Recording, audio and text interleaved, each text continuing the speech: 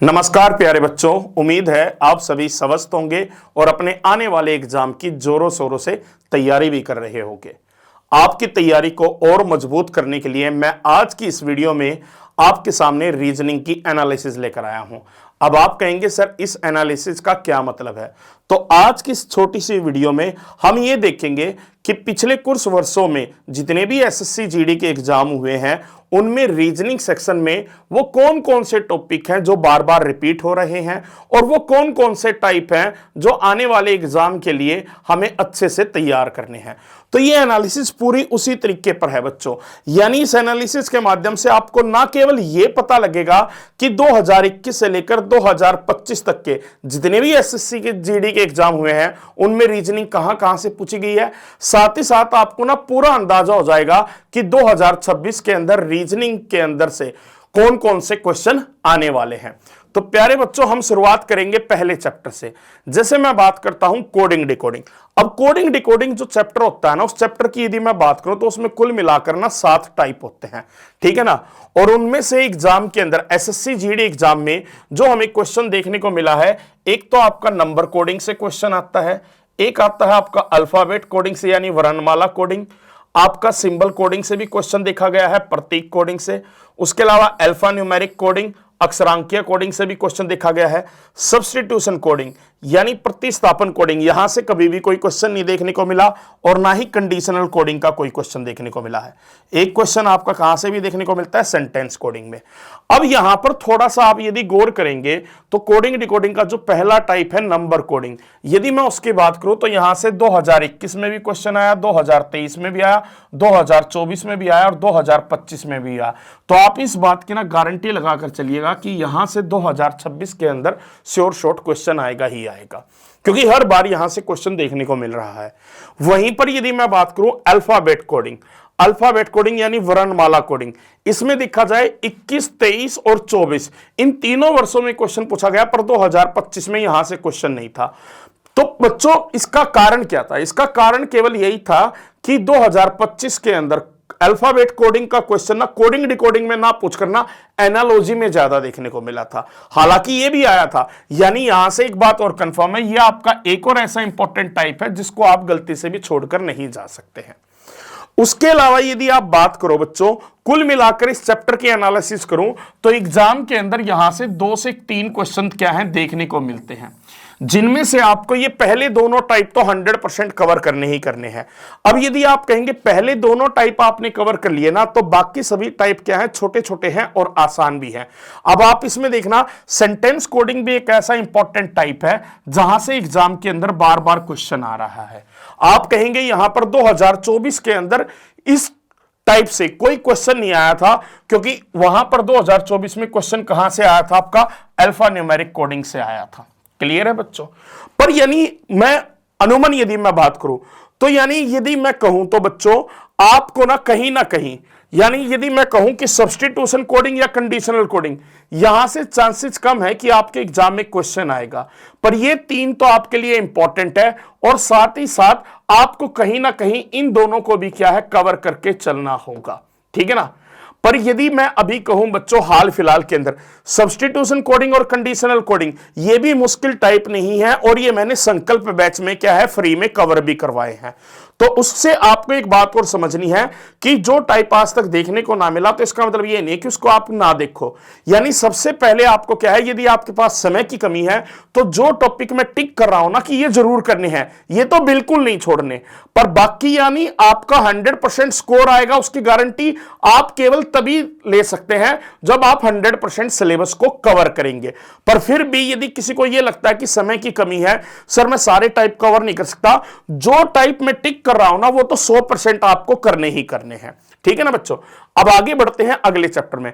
अगले चैप्टर की मैं यदि बात करता हूं अल्फाबेट टेस्ट यानी वर्णमाला परीक्षण, इस चैप्टर से ना तो कभी वर्ड फॉर्मेशन में क्वेश्चन को देखने को मिला, ना ही पेयर फॉर्मेशन का क्वेश्चन देखने को मिला है, ना ही अरेंजमेंट और पैटर्न का जो ये रेलवे एग्जाम में आते हैं, और ना ही लॉजिकल सीक्वेंस ऑफ वर्ड का। यानी यहां से जो आपके लिए सबसे ज्यादा इंपॉर्टेंट टाइप है ना वो कौन कौन से है, पोजीशन ऑफ लेटर और डिक्शनरी ऑर्डर, ठीक है ना। यानी अक्षरों की स्थिति और शब्दकोश में के अनुसार शब्दों को व्यवस्थित करना। ये दो टाइप जो है ना बहुत ज्यादा इंपॉर्टेंट है। और जो ये पोजीशन ऑफ लेटर्स वाला है ना, जैसे आपने ऐसा क्वेश्चन सुना होगा कि डॉटर शब्द के सभी अक्षरों को अंग्रेजी वर्णमाला क्रम में व्यवस्थित किया जाए तो कितने अक्षरों का स्थान अपरिवर्तित रहेगा। तो मैं उस टाइप के क्वेश्चन की बात कर रहा हूं। डिक्शनरी ऑर्डर से तो आप समझ ही गए होंगे। यानी ये दो ऐसे इंपॉर्टेंट टाइप है जिनको आपको क्या है 100% क्या है कवर करना ही करना है। यदि मैं कहूं बच्चों यहां से मुझे कम ही उम्मीद लगती है कि इन दोनों टाइप से आपके एग्जाम के अंदर क्वेश्चन देखने को मिले, ठीक है ना, साथ ही साथ यहां से भी। पर बच्चों मैं कहीं ना कहीं आपको कहूं, मेरी तरफ से यह पर्सनल सजेशन है कि वर्ड फॉर्मेशन को जरूर ध्यान से देखना। अब आप कहेंगे क्यों? एसएससी 2025 के अंदर जितने भी एग्जाम हुए हैं, इन बातों को नोट कर लेना। एसएससी 2025 के अंदर जितने भी एग्जाम हुए ना, उसमें वर्ड फॉर्मेशन से यानी शब्द निर्माण से स्पेशली क्या है क्वेश्चन देखने को मिले हैं। और अभी आपको यह भी पता है कि वेंडर बदल चुका है, टीसीएस अब एग्जाम कंडक्ट नहीं करवा रही। एग्जाम कौन कंडक्ट करवा रहा है? एडुकेटी के बेस पे क्वेश्चन आ रहे हैं। तो यानी कहीं ना कहीं आपको ना जो अभी देखने को मिला है कि वर्ड फॉर्मेशन शब्द निर्माण से काफी क्वेश्चन आ रहे हैं, तो इस इंपॉर्टेंट टाइप को गलती से छोड़कर मत जाना। बाकी एग्जाम की यदि मैं बात करूं तो एक क्वेश्चन कंफर्म है, यहां से ज्यादा 2 क्वेश्चन हो सकते हैं, यही लगभग अंदाजा रहने वाला है, ठीक है ना। अब इसके बाद आपके अगले 2 चैप्टर आते हैं बच्चों, मिसिंग नंबर और symbol and notation. Symbol and notation यानी वो जो बोर्ड मास वाले क्वेश्चन आते हैं जिसको आप मैथमेटिकल ऑपरेशन भी कहते हैं, इन दोनों को मैंने एक ही साथ इंक्लूड कर लिया। मिसिंग नंबर बच्चों लुप्त संख्या, जहां पर दी गई आकृतियों में आपको क्या है लुप्त संख्या ज्ञात करनी होती है, ठीक है। वो मैट्रिक्स टाइप के जो क्वेश्चन आते हैं जिसमें कोई एक नंबर मिसिंग होगा। यदि इसकी मैं बात करूं तो इसके अंदर क्या देखने को मिला है कि 2021 में क्वेश्चन आया था, उसके बाद ना ही 2023 में कोई क्वेश्चन आया, ना ही 2024 में, ना ही 2025 के अंदर। तो मेरे अंदर से जो गट फीलिंग है, मुझे कहीं ना कहीं यह लगता है कि इस बार यहां से आपके एग्जाम में क्वेश्चन आने के चांसेस रहेंगे। मैं ये नहीं कह रहा कि हर शिफ्ट के अंदर आएंगे, पर कुछ ना कुछ शिफ्ट ऐसी जरूर होंगी जहां पर यानी देखो आप भी जानते हैं कि एसएससी जीडी के जो फॉर्म है ना काफी स्टूडेंट्स भरते हैं, तो काफी शिफ्ट के अंदर एग्जाम होता है। पिछली बार 42 शिफ्ट के अंदर एग्जाम हुआ था। तो यदि इस तरीके से हम एनालाइज करके चले ना, तो आप ये लगाकर चलो, मैं कहने का मतलब मेरा क्या है कि यहां से ना किसी की शिफ्ट में क्वेश्चन जरूर आएगा, तो इसको थोड़ा ध्यान से जरूर करना। और उसके अलावा बच्चों फिर ये बोर्ड मास वाले आते हैं। बोर्ड मास वालों में यदि मैं बात करूं तो जो ये आपका ये वाला टाइप है इंटरचेंजिंग साइंस, ठीक है ना। वैसे तो देखा जाए इनमें से आप कुछ नहीं छोड़ सकते बच्चों, तैयार तो सब करना है, पर इंटरचेंजिंग साइंस की मैं बात करता हूं ना, जहां पर दिए गए 2 साइनों को बदलना होता है, ये वाला टाइप जो है ना बहुत ज्यादा इंपॉर्टेंट हो जाता है। चाहे मैं बात करूं 2021 की, 23 की, 24 की, 25 की, यहां से हर बार डेफिनेटली क्या है क्वेश्चन आता ही आता है। और बाकी जो आपके बच गए पहले 2 टाइप, रिप्लेसिंग साइन वाला कौन सा होता है? यदि ए का मतलब प्लस है, बी का मतलब माइनस है, उस टाइप का। या फिर दूसरा क्या है फिलिंग साइंस, जहां पर दिया जाए 3 स्टार 4 स्टार 5, यानी स्टार की जगह पर कौन से साइन को रखा जाए। तो उनमें से 2 में से मैं बात करूं कोई ना कोई एक क्वेश्चन आता है।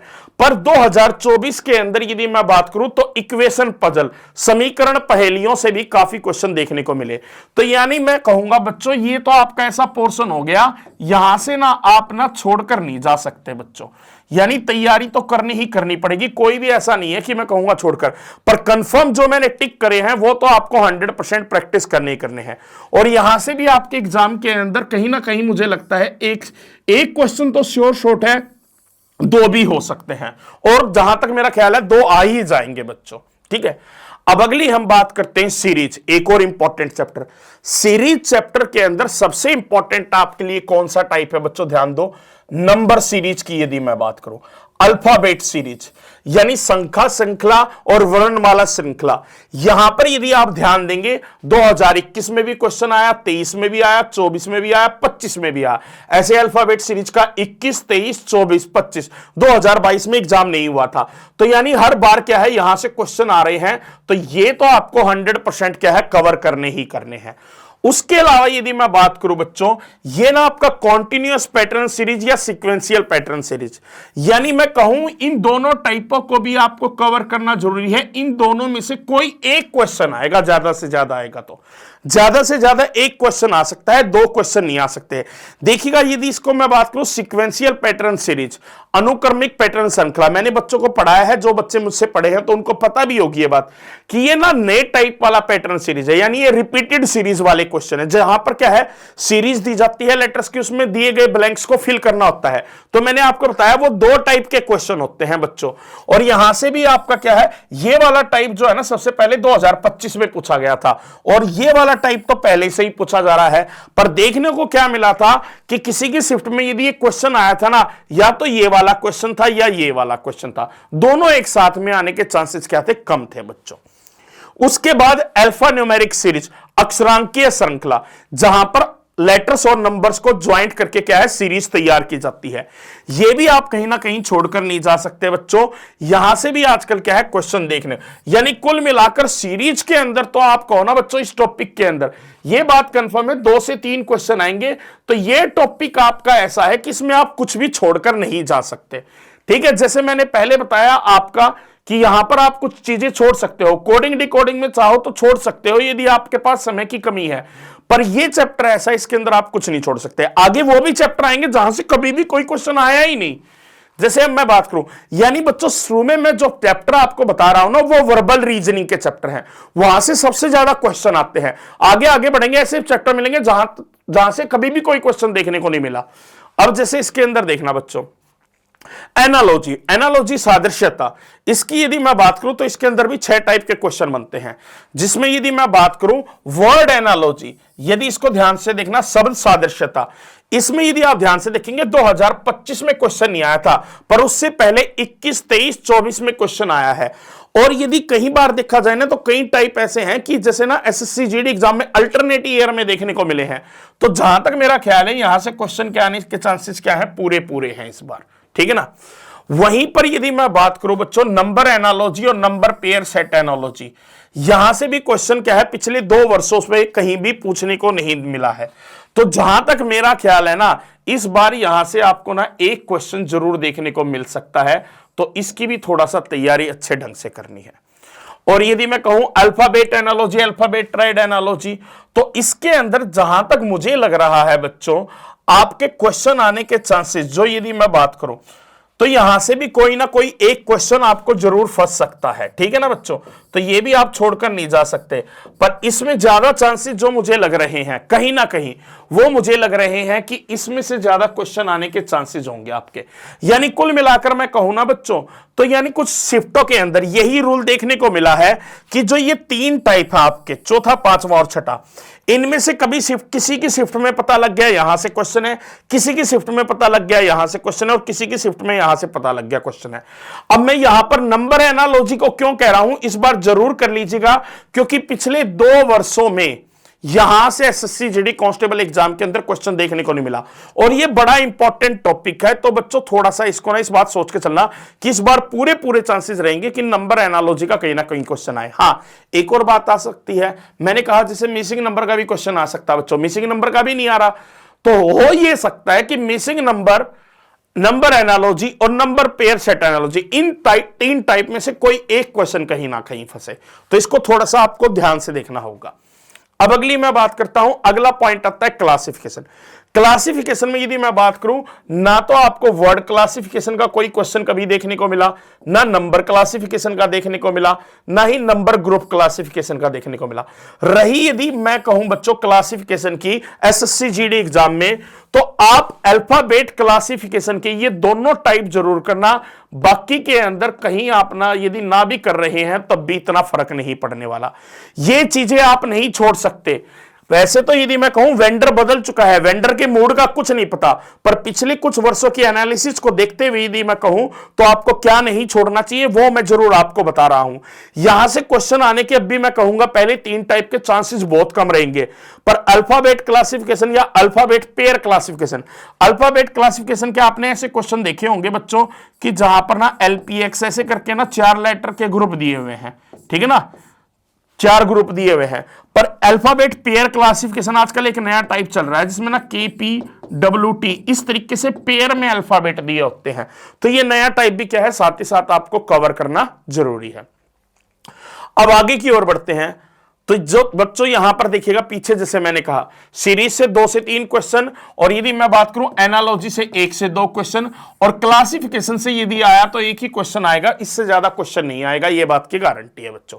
तो यहां पर थोड़ा सा आप एनालाइज कर लीजिएगा। देखिएगा हमने पहले क्या कहा, 2 से 3 क्वेश्चन, यहां 1 से 2 ये बढ़ गए तो 3 से 5 हो गए, फिर ये 4 से 7 हो गए, फिर ये आपके कितने हो गए, 6 से 10 हो गए, फिर यहां पर एक इसको जोड़ दे तो ये 7 से 12 हो गए, फिर यानी 8 से 12, यानी कुल मिलाकर जो आपकी वर्बल रीजनिंग है ना, 8 से 12 क्वेश्चन आपको यहां से देखने को मिल सकते हैं वर्बल रीजनिंग को, और सबसे ज्यादा इंपॉर्टेंट भी यही है बच्चों, ये आपको मैं बता देता हूं।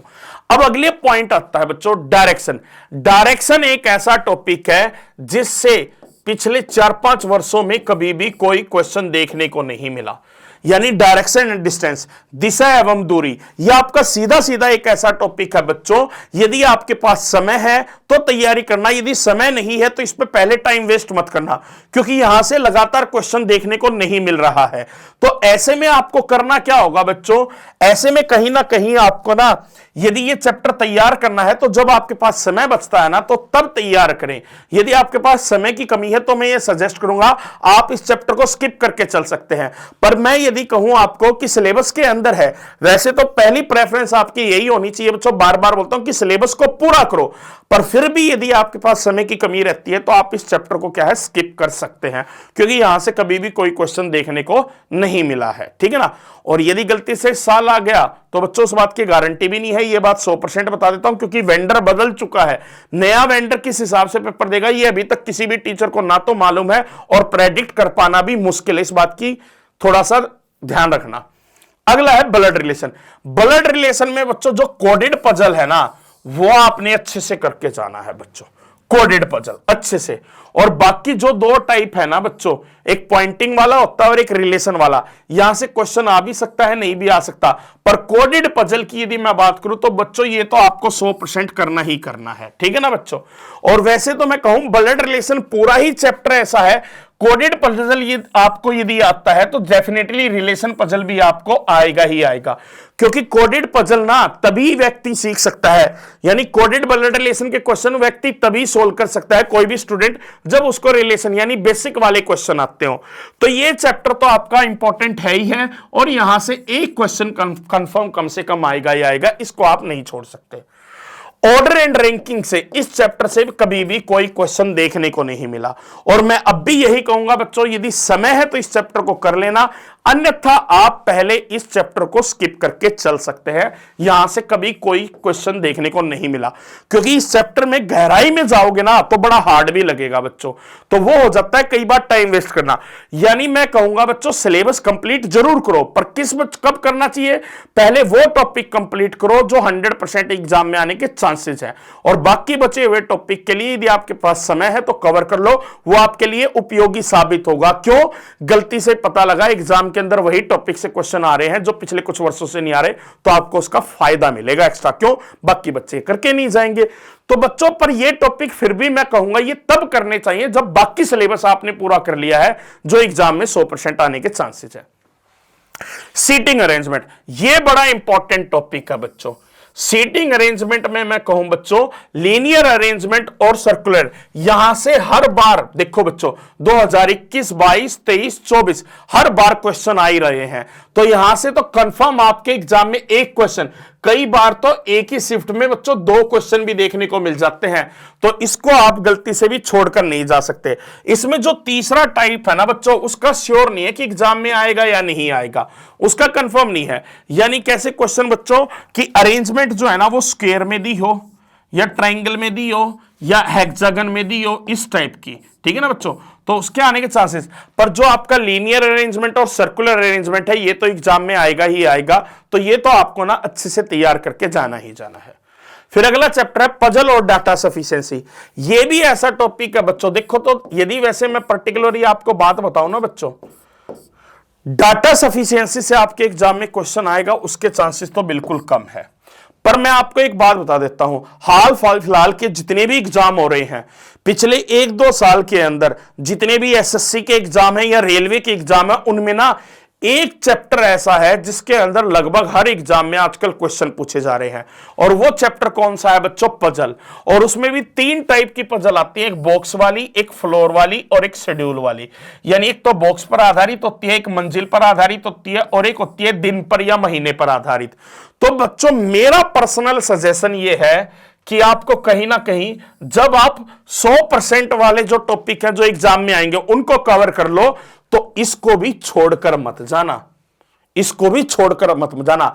अभी तक जितने जहां से कभी भी कोई क्वेश्चन नहीं आया है उनमें से मैं पहला कह रहा हूं बच्चों कि पजल को हल्के में मत लेना, पजल छोड़कर नहीं जानी है। जिस तरीके से एसएससी जीडी एग्जाम में लीनियर अरेंजमेंट यानी सीटिंग अरेंजमेंट से क्वेश्चन आते हैं ना, तो एग्जामिनर पजल ना दे दे बच्चों, इस बात के पूरे चांसेस रहेंगे। तो पजल को गलती से छोड़कर मत जाना। मैं ये नहीं कह रहा हार्ड पजल आएंगी, सिंपल वाली आएगी और उसको आप जल्दी से सीख भी लोगे। और जो बच्चे मुझसे संकल्प बैच में पढ़ रहे हैं तो उनको ये बात महसूस भी हो जाएगी, हाँ सर ठीक ही कह रहे हैं। पर मैं ये टॉपिक कब करवाऊंगा? जो सारे इंपॉर्टेंट टॉपिक होने के बाद करवाऊंगा, पहले नहीं करवाऊंगा आपको। चलेगा आगे। वेन डायग्राम और सिलोक्स, तो बच्चों यानी प्रोबेबिलिटी की यदि मैं बात कहूं ना, तो वेन डायग्राम में ना ज्यादा चांसेस, वैसे वेन डायग्राम जो है ना वो 3 टाइप के क्वेश्चन है, जिसमें से तीसरा टाइप कभी नहीं आता। पहले 2 टाइप सबसे ज्यादा आते हैं। अब ये तीसरा टाइप किस टाइप का होता है? एनालाइजिंग इंफॉर्मेशन, जिसमें कहा जाता है, जैसे इस टाइप का क्वेश्चन आ गया कि एक कक्षा में कुछ छात्र हैं जिनमें से 12 अंग्रेजी बोलते हैं, 10 हिंदी बोलते हैं, 8 इंग्लिश, 8 आपकी तमिल बोलते हैं, 2 उनमें से कोई ना कोई 2 लैंग्वेज बोलता है और एक ऐसा है जो तीनों बोलता है। बताओ कितने छात्र हैं? यानी जहां पर कोई डायग्राम नहीं दिया होगा, तो उस टाइप वाला क्वेश्चन एसएससी जीडी में कभी आने के चांसेस नहीं है और मुश्किल ही है। पर पहले 2 जो है ना बच्चों, एक तो आता है क्वेश्चन कैसा, जैसे मैंने कहा माता महिला बहनें, तो माता महिला बहनें यानी आपका महिलाएं ये होगी और कुछ माताएं क्या होती हैं? बहनें होती हैं। तो इनका डायग्राम ऐसा बनेगा, यानी आपको क्या है 3 एलिमेंट दिए होंगे और उसका वेन डायग्राम बनाना होगा। और एक दूसरा टाइप क्या आता है कि आपको ना कोई डायग्राम दिया होगा और उससे आपसे ना जानकारी पूछ लेगा, इस टाइप से डायग्राम दिया होगा और उसमें से आपसे कोई ना कोई क्वेश्चन पूछ लेगा। तो बच्चों ये है ना, इनमें से कोई एक क्वेश्चन आने के पूरे चांसेस रहते हैं बच्चों, तो ये भी इंपॉर्टेंट है। और जहां तक मैं कहूं सिलोक्स, यहां से तो देख सकते हो बच्चों हर वर्ष क्वेश्चन आता है, 100% क्वेश्चन आएगा ही आएगा। तो यानी आप कह सकते हो वेन डायग्राम और सिलोक्स दोनों से मिलाकर बात करूं, 1 से 2 क्वेश्चन, 2 वैसे होने के चांसेस पूरे हैं। पर क्या पता लगे यदि इन दोनों टॉपिक में से जहां से एग्जामिनर ने क्वेश्चन नहीं पूछा ना, तो वो आपका ना क्या हो सकता है? वेन डायग्राम हो सकता है। पर सिलोक्स से तो 100% क्वेश्चन आएगा ही आएगा। पर मैंने आपको कहा बच्चों कि वेन डायग्राम के पहले 2 टाइप तो ये भी 100% कवर करने ही करने हैं, यहां से भी क्वेश्चन आ रहे हैं। 2021 में आया, 24 और 25, पिछले 2 वर्षों में आपका पहले वाला टाइप पूछा जा रहा है। अगली बात आती है क्रिटिकल थिंकिंग, तार्किक विचार। ये बच्चों देखो, इसकी मैं बात करूं ना बच्चों, अब आ गया नया बच्चों पैटर्न। यहां से कभी भी इस टाइप की ये कथन पूर्ण धारणा, कथन निष्कर्ष, कथन तर्क, कथन कार्यवाही, कथन कारण और प्रभाव, इस टाइप के क्वेश्चन कभी भी एसएससी जीडी एग्जाम के अंदर देखने को नहीं मिले।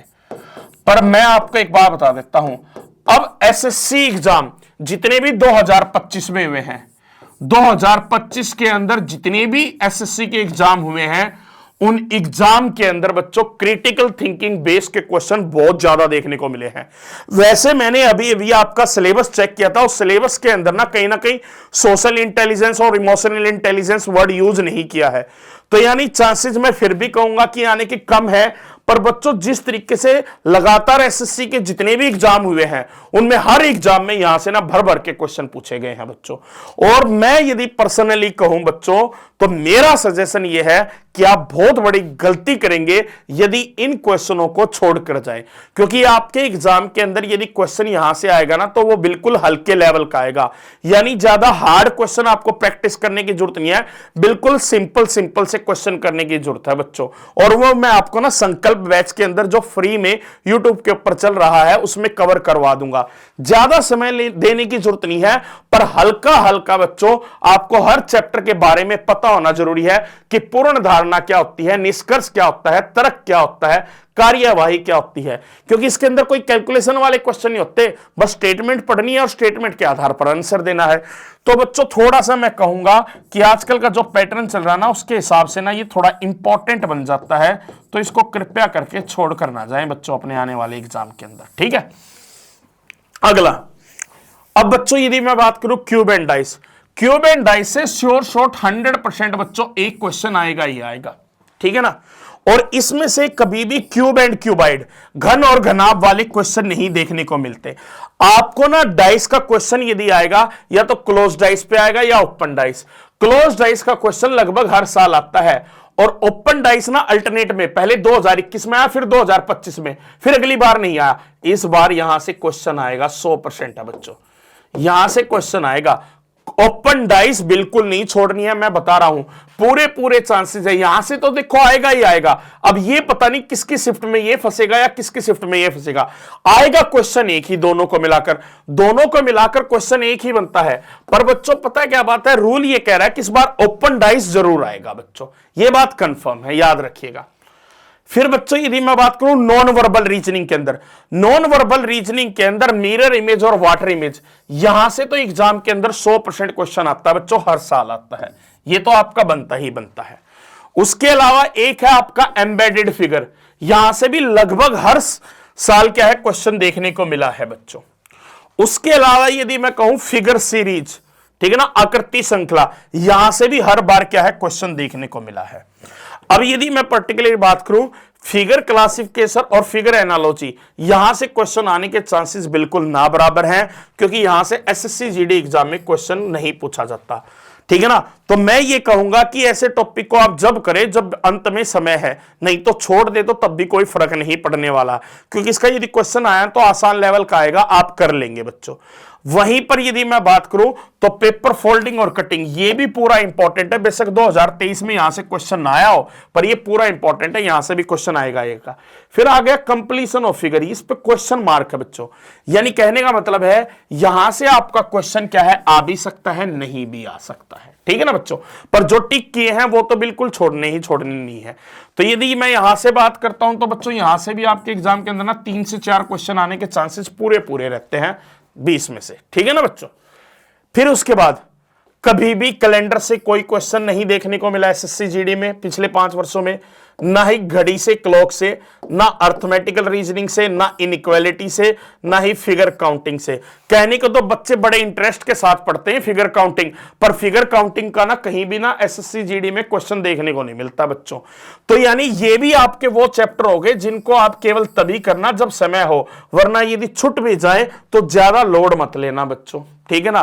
पर यदि मैं कहूं अब लास्ट में जो कंक्लूजन है वो तो अंत में बताऊंगा ना, जो बच्चा पूरी वीडियो देखेगा फाइनल मेरा कंक्लूजन क्या है। तो यहां से ये टॉपिक से भी कभी कोई क्वेश्चन देखने को नहीं मिला, तो ये तभी करना लास्ट में जब आपके पास समय हो। अब मैं बात करूं, अब बच्चों मैं बात कर रहा हूं एसएससी के नए टाइप, यानी अभी बच्चों एसएससी के ये नए टाइप है, ये आपको 100% ना कहीं एग्जाम में ना पढ़कर जाने होंगे।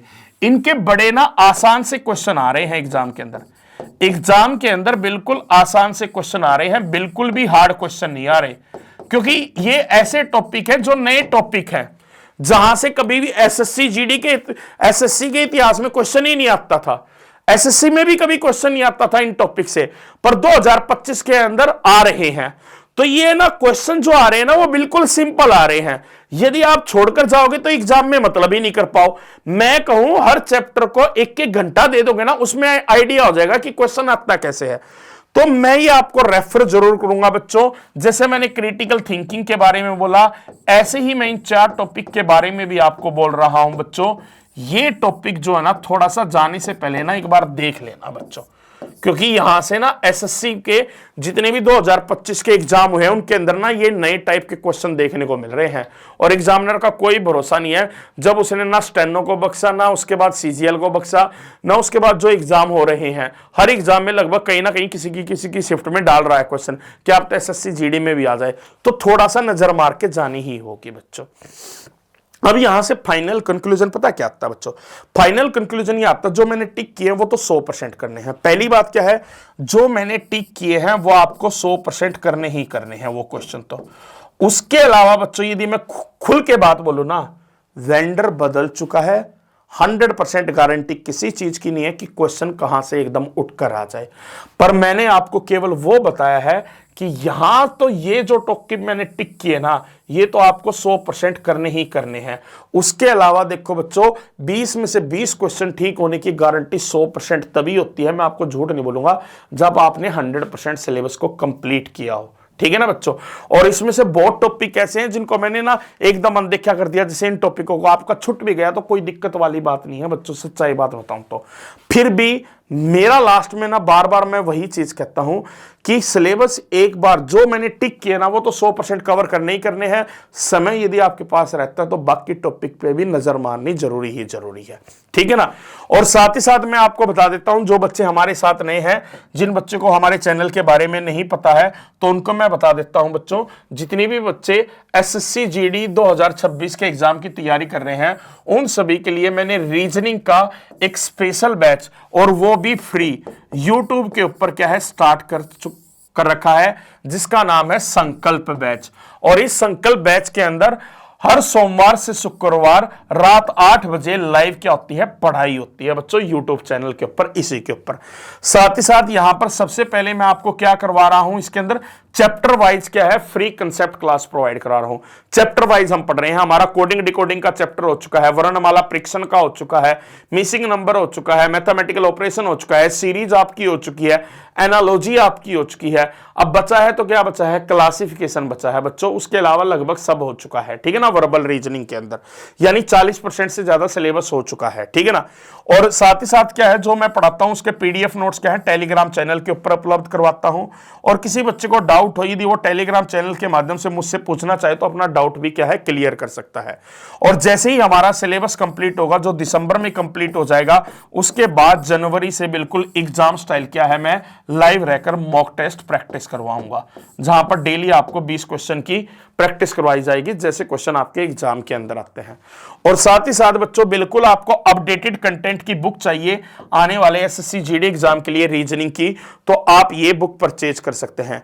इस बुक के अंदर बच्चों खास बात क्या है कि 2019 से लेकर 2025 तक के जितने भी एग्जाम हुए ना, उन सभी के जितने भी इंपॉर्टेंट क्वेश्चन है वो मैंने इंक्लूड किए हुए हैं।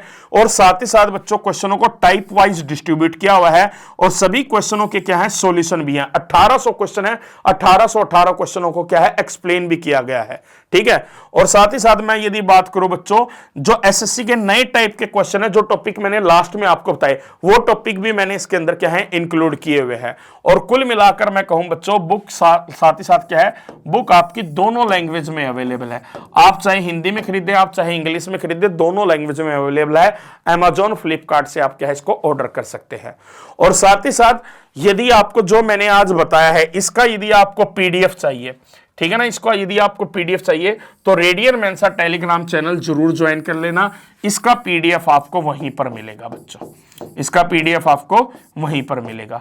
तो चलिएगा बच्चों, इसी के साथ आज का वीडियो मैं यहीं पर समाप्त करता हूं। उम्मीद है आज का वीडियो आप सभी को जरूर पसंद आया होगा, और आज की वीडियो कैसी लगी ये अंत में कमेंट करके आप सभी को मुझे जरूर बताना है। तो चलिएगा स्टूडेंट्स, अब मुलाकात होगी अगली वीडियो में। Till then take care, good bye.